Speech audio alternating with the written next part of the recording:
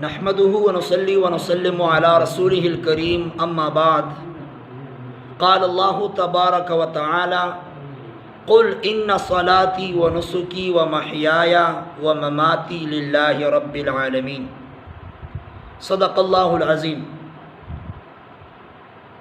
میرے انتہائی واجب القدر ناظرین کرام، جیسا کہ آپ کے علم میں ہے کہ قربانی کے ایام بہت ہی قریب آ چکے ہیں، اور ہر مسلمان صاحب استطاعت اس فکر میں ہے کہ میں قربانی کے لیے اچھا سا جانور پیدا کروں۔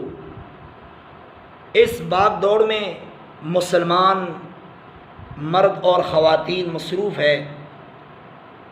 آج اس ویڈیو پیغام میں آپ کے سامنے ایک اہم بات کی طرف توجہ دلانی مقصود ہے، وہ یہ کہ قربانی جو ہم کرتے ہیں، کیا قربانی کا مقصد صرف گوشت کھانا ہے، بہترین قسم کے ڈش تیار کرنا ہے، یا یہ کہ قربانی کا ایک فلسفہ ہے اور ایک مقصد ہے اور ایک اس کا اہم سبق ہے جو ہمیں ملتا ہے۔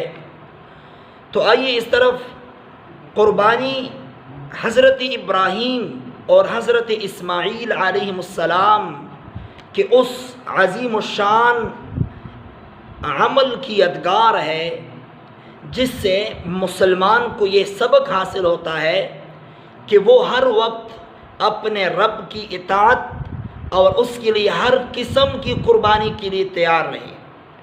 دنیا کی محبت، موت کی کراہیت کو چھوڑ کر اپنے اندر جذبہ پیدا کرے کہ اگر بیٹی کی قربانی اور بیٹے ہی کو ذبح کرنے کا حکم ہماری شریعت میں باقی رہتا تو ہم اس کو بھی بخوشی قبول کر لیتے۔ قربانی کی اصل روح یہ ہے کہ مسلمان اللہ تعالیٰ کی محبت میں اپنی تمام نفسانی خواہشات کو قربان کر دے۔ اس لیے قربانی کی روح کو حاصل کرنے کی کوشش بھی ہونی چاہیے۔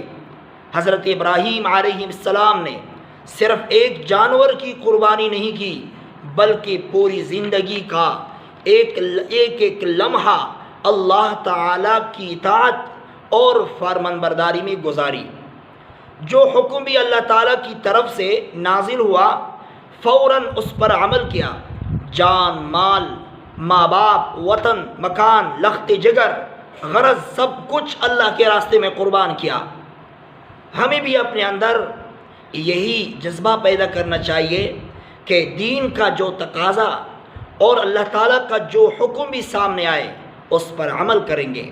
اپنے رشتہ دار، دوست، احباب، بیوی، بچوں، ماں باپ، خاندان اور قوم، وطن، نفسانی اور شیطانی خواہشات، غرضے کہ کسی چیز کو بھی اللہ تعالیٰ کے حکم کے مقابلے میں ترجیح نہیں دیں گے۔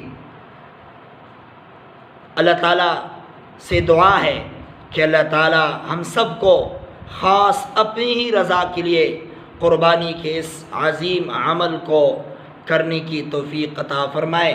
وآخر دعوانا ان الحمد للہ رب العالمین۔